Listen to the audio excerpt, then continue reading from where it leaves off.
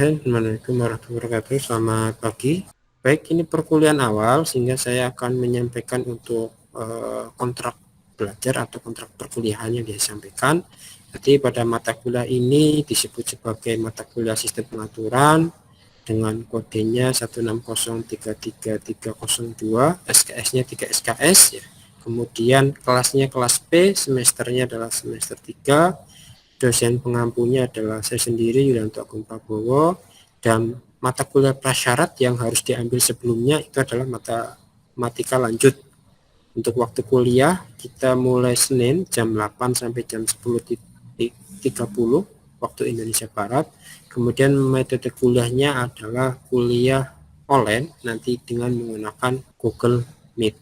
Deskripsi mata kuliah, nanti pada mata kuliah ini akan mempelajari tentang bagaimana sistem pengaturan bekerja, bagaimana mendesain serta menganalisisnya, kemudian beberapa materi yang akan dipelajari nanti berkaitan dengan konsep dasar dari sistem pengaturan, diagram blok, kemudian sistem closed loop, open loop, kemudian pemodelan, kemudian menganalisa karakteristik dari respon sistem, serta terakhir itu nanti adalah bagaimana merancang sebuah controller PID beserta simulasinya nanti, sehingga tools yang akan digunakan pada perkuliahan ini adalah menggunakan simulasi MATLAB.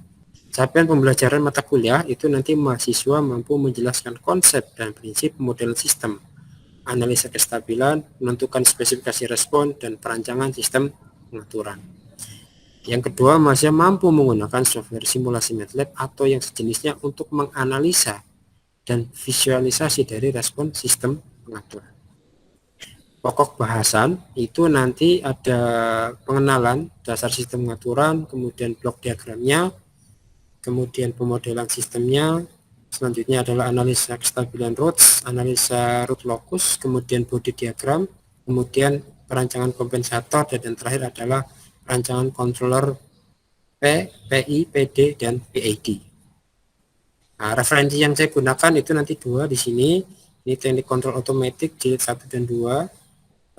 Pengarangnya Kazuhito Okata tahun 97. Ini sudah diterjemahkan dan diterbitkan di Indonesia. Erlangga ini terjemahan dari ITB. Yang kedua adalah asli penulisan dari Kazuhito Okata, Modern Control Engineering, edisi terbaru, edisi kelima tahun 2007, Prince Hall. Nanti bisa kalian akses di dalam referensi ini. Bagaimana untuk skema perkuliahan ini pada saat UTS? Ya, nanti pada pekan pertama saya menyampaikan pada pertemuan ini ya, nanti menyampaikan berkaitan dengan kontrak perkuliahan sekaligus juga pengenalan konsep dasar dari sistem pengaturan. Yang kedua nanti adalah konsep dasar ya, dari kelanjutan dari pertemuan pekan pertama. Yang ketiga adalah diagram blok, yang keempat juga masih mempelajari diagram blok. Yang kelima nanti pemodelan, pekan kelima sampai pekan ke-6 itu pemodelan sistem, dan pekan ke-7 nanti akan mempelajari berkaitan dengan kestabilan root locus, dan yang terakhir pekan ke-8 nanti adalah UTS. Nah, masing-masing dari 7 pekan yang saya sampaikan itu nanti ada tugas yang akan saya berikan tiap pekan ya, melalui Google Classroom, karena nanti kita menggunakan fasilitas itu semua di sana. Materi perkuliahan, tugas saya menyampaikan di sana. Dan di sela-sela itu di pekan keempat dan pekan ketujuh saya akan memberikan kuis. Berarti nanti dalam pertengahan semester itu sampai UTS saya akan memberikan 2 kali kuis sebagai bahan evaluasi dari pelaksanaan perkuliahan. Pula untuk UAS ya, untuk pekan ke-9 nanti akan ada body diagram, pekan ke-10 nanti akan merancang kompensator, pekan ke-11 12, 13, 14 itu perancangan kontrol PID, di mana nanti akan dirancang ya prosesnya dari mulai P, PI, PD, PID, dan yang terakhir pekan ke-15 nanti adalah untuk perancangan PID yang modifikasi. Di antara pekan ke-11 dan ke-15 itu juga akan saya sampaikan berkaitan dengan simulasinya itu seperti apa, sampai pekan terakhir untuk pelaksanaan UTS. Sebagaimana sama pada pertengahan semester ya di UTS tadi juga nanti setiap pekan saya akan memberikan tugas ya, karena ini perkuliahannya online sehingga untuk asesmennya mungkin lebih mudah. Per pekan saya memberikan tugas agar sama dalam sebelumnya setiap 3 pertemuan, nanti pertemuan keempat dan ketiga itu akan saya berikan kuis, berarti ada 2 kali kuis sebagai bahan evaluasi sekaligus untuk asesmen bagi kalian semua. Baik, ini untuk komposisi nilai ya. Pada perkuliahan saya itu ada skema pertama, skema kedua berkaitan dengan bobot-bobotnya juga, tugas kuis dan lain sebagainya. Ini saya berikan skema ini kaitannya adalah mengapa saya memberikan 2 skema ini adalah kaitannya dengan nanti hasil dari capaian yang kalian peroleh. Kalau misalkan capaiannya nanti bagus, saya akan memberikan di skema pertama. Kalau capaiannya masih kurang, nanti akan memberikan di skema kedua. Oleh karena itulah berdasarkan bobot sehingga nanti saya berikan untuk tugas itu hampir tiap pekan. Tujuannya adalah untuk mengevaluasi sekaligus memberikan assessment untuk apakah memang sudah materi yang sudah saya sampaikan itu sudah bisa kalian terima atau tidak. Ini untuk classroomnya, grup ini nanti semua menggunakan fasilitas ini ya, berarti materi saya berikan di sini, kemudian untuk penilaian saya juga berikan di dalam ini penilaiannya karena belum ada tugas maka tidak muncul di dalam sini. Baik, itu yang saya bisa sampaikan. Ya, assalamualaikum warahmatullahi wabarakatuh. Selamat pagi semuanya.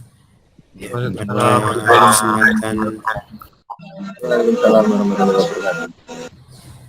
ya, terima kasih atas waktunya bisa hadir dalam kuliah online ini. Pada kesempatan kali ini ya, saya akan menyampaikan materi mengenai konsep dasar dari sistem pengaturan sebagaimana pada kontrak belajar kemarin saya sudah menyampaikan di perkuliahan awal. Ya, objektif tujuan yang akan disampaikan pada perkuliahan ini pertama adalah pendahuluan, yang kedua adalah sejarah dan perkembangan, yang ketiga adalah sasaran atau tujuan, yang keempat adalah istilah dasar sistem pengaturan, yang kelima adalah sistem pengaturan berbentuk open loop dan closed loop, kemudian contoh aplikasinya, setelah itu adalah penutup dan referensi dari mana saya menyampaikan materi ini. Oke, sebelum membahas jauh ya berkaitan dengan konsep dasar dari sistem pengaturan, mungkin di sini ada yang pernah tahu apa yang disebut dengan kontrol atau pengaturan ya dalam arti umum, tidak dalam arti misalkan sebuah teknik atau mungkin permesinan. Ada pertanyaan mungkin? Ada yang bisa nanggapin? Apa yang disebut sebagai kontrol dan pengaturan?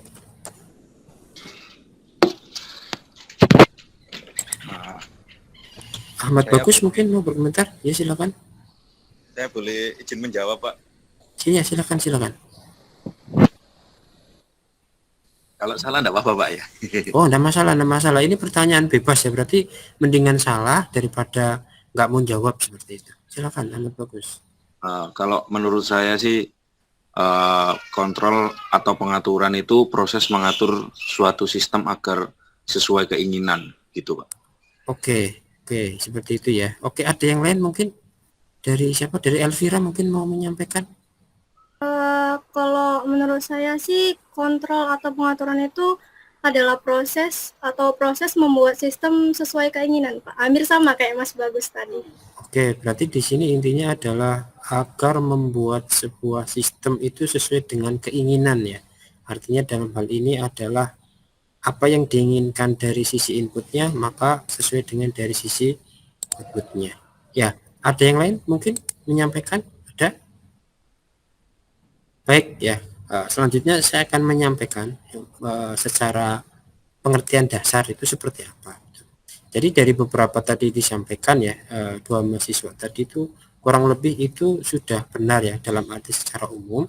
Berarti sistem kontrol atau kontrol sistem itu sendiri itu merupakan suatu kumpulan cara atau metode yang dipelajari dari kebiasaan-kebiasaan manusia dalam bekerja. Ya, di mana manusia membutuhkan suatu pengamatan kualitas dari yang apa telah mereka kerjakan sehingga memiliki karakteristik sesuai dengan yang diharapkan pada mulanya. Jadi benar memang tadi yang disampaikan ya, artinya adalah bagaimana agar sebuah sistem itu mempunyai keluaran sesuai dengan yang diinginkan ya.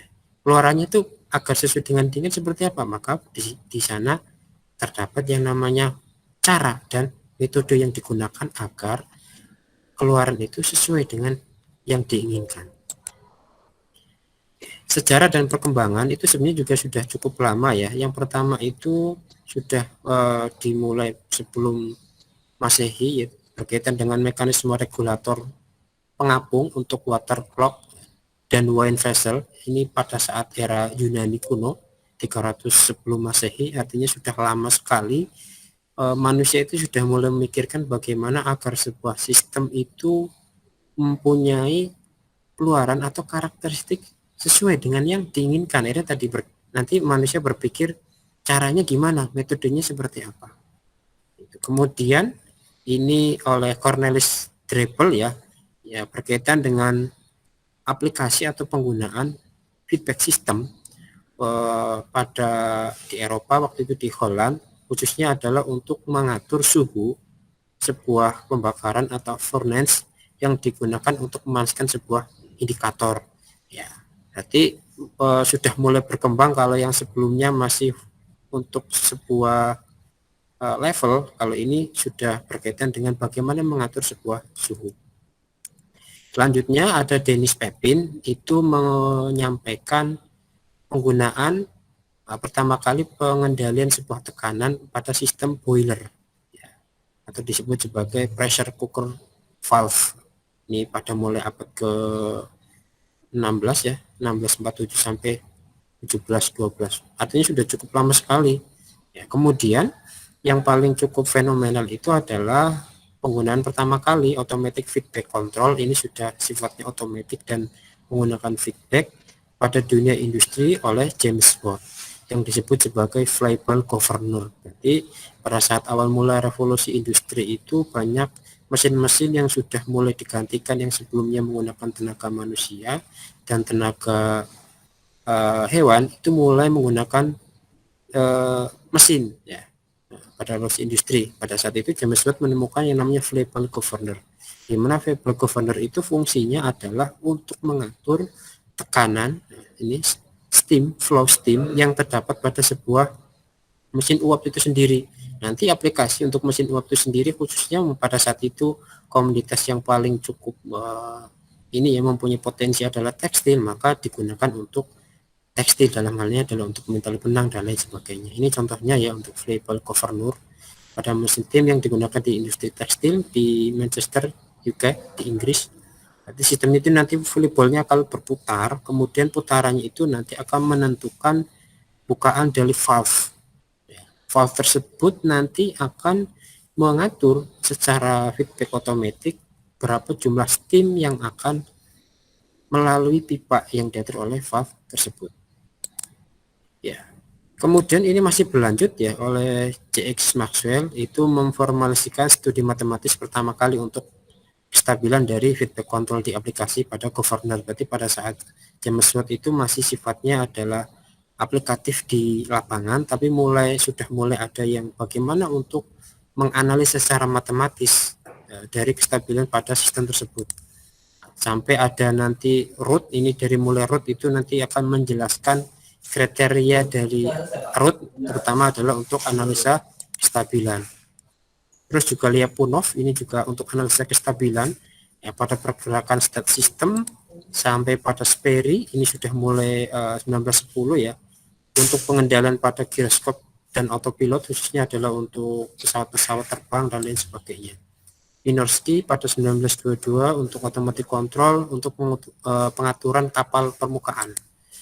Dan seterusnya ya, seiring dengan berkembangnya teknologi semikonduktor, maka pengendalian itu juga berpindah ya, yang sebelumnya masih pengendalian sifatnya bentuknya mekanis ya, itu sudah berubah pada pengendalian bentuknya elektrik menggunakan mikrokomputer atau komputer. Dan sampai sekarang perkembangannya sangat cukup pesat. Ini saya menyampaikan saja berkaitan dengan awal mulanya saja, termasuk di sini nanti yang akan kita bahas kestabilan root sama untuk body diagram. Oke, apa sasaran dan tujuan dari sistem pengaturan? Pertama adalah sasaran sistem kontrol itu adalah mengatur output dalam suatu kondisi yang telah ditetapkan oleh input melalui elemen sistem kontrol. Berarti kalau digambarkan sederhana dalam diagram blok itu adalah ini bloknya adalah sistem kontrol, ini adalah input, adalah output. Sasaran utamanya adalah agar output itu sama dengan nilai input. Nah, penjelasan beberapa istilah pada sistem pengaturan. Yang pertama nanti ada plan, itu suatu peralatan atau objek fisik yang harus dikontrol. Yang kedua ada proses, itu adalah suatu operasi yang harus akan diatur. Ini dapat berupa suatu sistem mesin atau lain segalanya ya, ini secara implementatif, PLTU, PLTN, dan lain sebagainya. Controller itu merupakan komponen utama yang akan mengolah sinyal pengukuran dan membandingkannya dengan sinyal yang dikehendaki atau set point. Kemudian menentukan strategi controller yang akan mengolah sinyal kesalahan tersebut sehingga nilai input sama dengan nilai output. Nah, ini nanti akan paling banyak dibahas adalah bagaimana merancang sebuah controller pada sistem ini. Elemen pengukuran itu nanti digunakan untuk sistem yang terdapat feedback ya, umpan balik. Nah, itu berupa sensor atau transducer dan juga sinyal conditioning atau pengondisian sinyal, serta mentransmisi sinyal tersebut ke dalam controller sehingga nanti akan diperoleh nilai error yang terdapat pada sebuah sistem tersebut. Ya. Sistem itu merupakan kombinasi dari komponen-komponen kompleks yang bekerja bersama-sama untuk suatu objek tertentu. Disturban atau gangguan itu sinyal yang mempengaruhi terhadap nilai keluaran sistem. Feedback atau umpan balik itu adalah operasi untuk mengurangi perbedaan antara keluaran sistem dengan referensi masukan. Ini ada MV ya, manipulated variable atau variabel termanipulasi, itu merupakan suatu besaran atau kondisi yang divariasi oleh kontrol sehingga mempengaruhi nilai dari variabel terkontrol. Ada CV, controlled variable atau variabel terkontrol, itu suatu besaran atau quantity atau kondisi yang terukur dan terkontrol. Pada keadaan normal, CV ini merupakan output dari sebuah sistem itu sendiri. Ya, beberapa definisi tersebut kalau misalkan digambarkan itu nanti akan merepresentasikan blok diagram seperti ini. Berarti tadi definisi controller bloknya nanti ini. Kemudian ada aktuator, ada plan, ada elemen pengukuran. Nah, di sini yang dikatakan tadi ada feedback ya. Feedback itu nanti yang mempunyai nilai umpan balik. Dan elemen pengukuran tadi adalah kaitannya dengan gabungan antara sensor atau transducer, sinyal conditioning, dan mentransmisi sinyal ya. Di sini manipulated variable itu keluaran dari controller yang akan memanipulasi keluaran sinyal kontrolnya agar mendapatkan nilai output yang sesuai dengan nilai output. Dan tadi PV ya, ini adalah kalau dalam kondisi normal itu merupakan sebuah output dari sebuah sistem tersebut.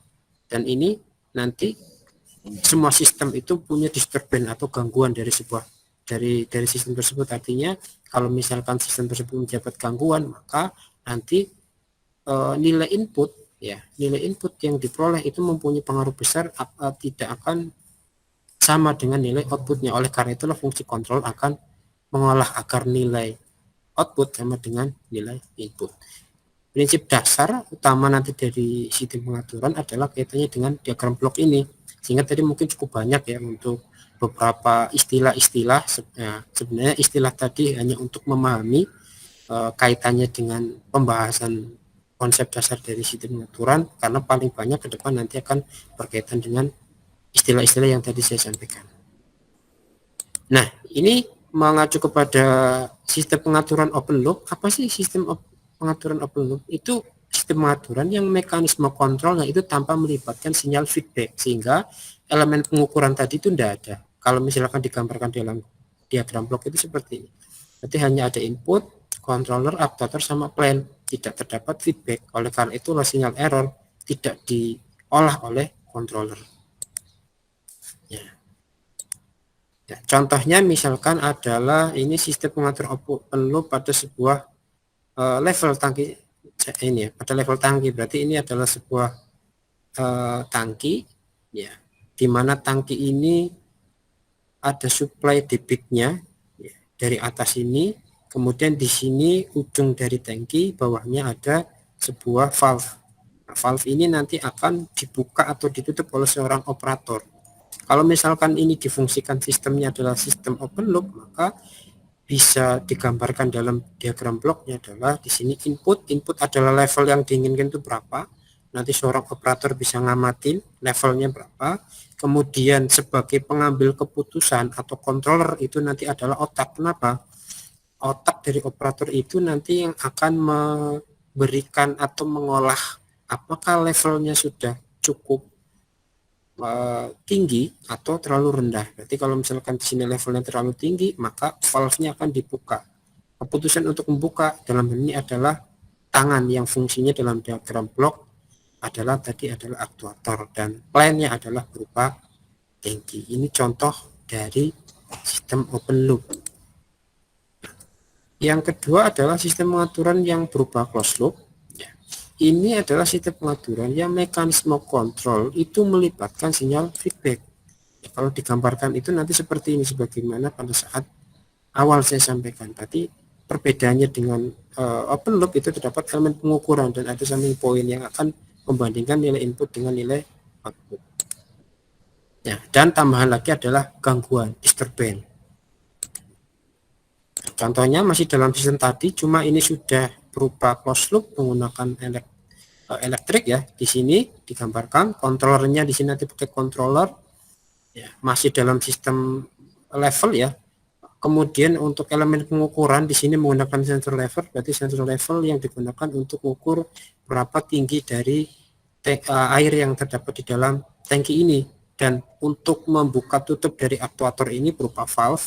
Sehingga kalau misalkan digambarkan dalam diagram blok adalah seperti ini, kontrolernya nanti berupa kontrol digital maupun analog. Kemudian di sini untuk aktuatornya ada kontrol valve dan play-nya adalah tangki. Ya, dengan menggunakan closed loop yang membedakan terdapat feedback, di sini feedback atau umpan balik, ya, sehingga nanti nilai output dengan input bisa dibandingkan. Karena bisa dibandingkan maka bisa diperoleh nilai error. Nanti controller adalah fungsinya mengolah sinyal error yang terdapat di dalam sistem tersebut, sehingga nanti memberikan sinyal kontrol atau tadi manipulated variable agar memanipulasi nilai output dan input itu nanti akan sama. Nah, dan tambahan juga nanti ada disturbance ya untuk penambahan volume. Maksudnya disturbance dalam sistem ini misalkan bisa diberikan ada gangguan penambahan air kembali ya, penambahan air atau valve-nya di sini ditambah lagi. Maka di sana nanti sistem tersebut ada gangguan yang akan mempengaruhi dari sistem yang awal sebelumnya tidak terdapat gangguan. Dikarenakan terdapat gangguan maka nanti dari kontrol akan mengolah sinyal tersebut. Nah, contoh aplikasinya di sini selain tadi ya level, yang paling mudah saja saya menyampaikan di sini misalkan adalah robot manipulator. Robot manipulator itu robot berupa lengan robot di mana di masing-masing joinnya itu terdapat motor. Ini di base ya. Kemudian nanti di sini ada di lengan 1 berupa motor servo, di lengan 2 juga motor servo, dan yang terakhir ini namanya end effector juga menggunakan motor servo, misalkan seperti itu. Sehingga kalau misalkan bagaimana untuk diagram closed loop-nya, maka secara sederhana hanya seperti ini ya. Ini bentuk closed loop. Berarti kontrolernya adalah nanti berupa controller digital, misalkan menggunakan microcontroller.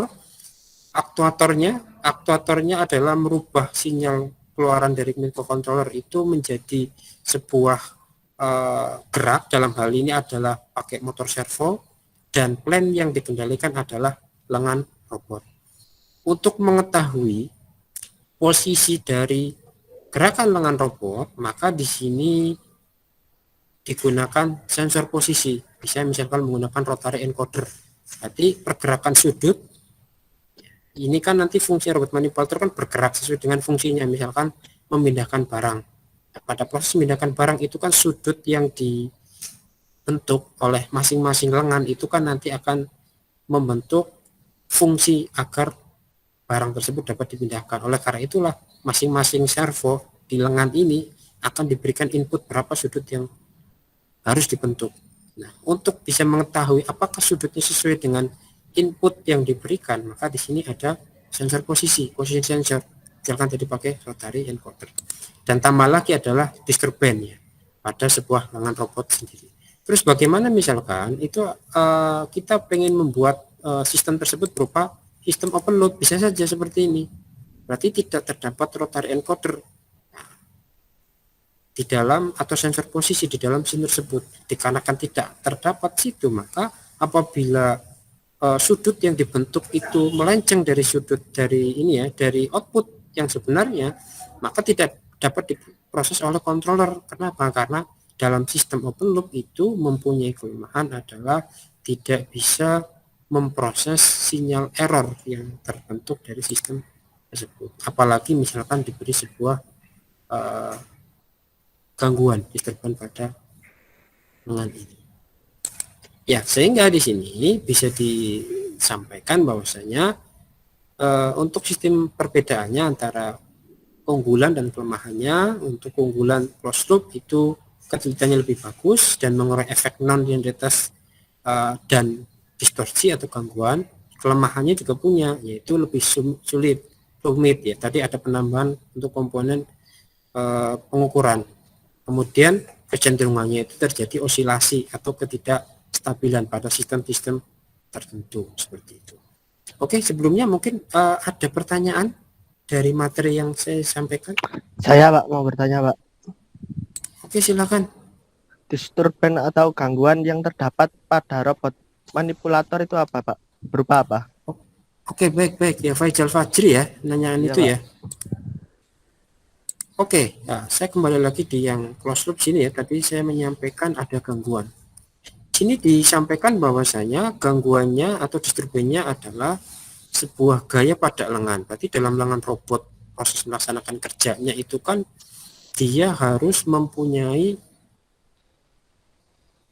input, dalam hal ini adalah trajektorinya, arahnya itu seperti apa. Gangguannya itu bisa berupa gangguan dari operator ya, misalkan kita pegang robot manipulator tersebut itu sudah merupakan gangguan. Itulah mengapa di sini saya sampaikan adalah penambahan gaya. Berarti sebelumnya misalkan dia memindahkan ke samping gitu ya, kita ganggu, kita pegangin itu lengannya, itu salah satu gangguan yang disengaja pastinya, karena yang memberikan gaya itu adalah manusia. Tetapi bisa juga misalkan dari faktor lingkungan, misalkan terkendala berkaitan dengan ada objek yang menghalangi ya, atau mungkin ada kendaraan yang menghalangi dalam sistem industri tersebut dan lain sebagainya. Itu merupakan salah satu gangguan, dan pastinya gangguan ini juga punya keterbatasannya. Dalam hal ini keterbatasan ya, gangguan itu punya toleransi untuk bisa sistem kontrol ini mengolah ya, seperti itu. Contohnya juga tadi dalam ini juga sama ya, dalam sebuah level. Itu mungkin Fajri ya. Ya Pak, makasih. Oke, ada. Oke ya, sama-sama. Ada yang lain mungkin?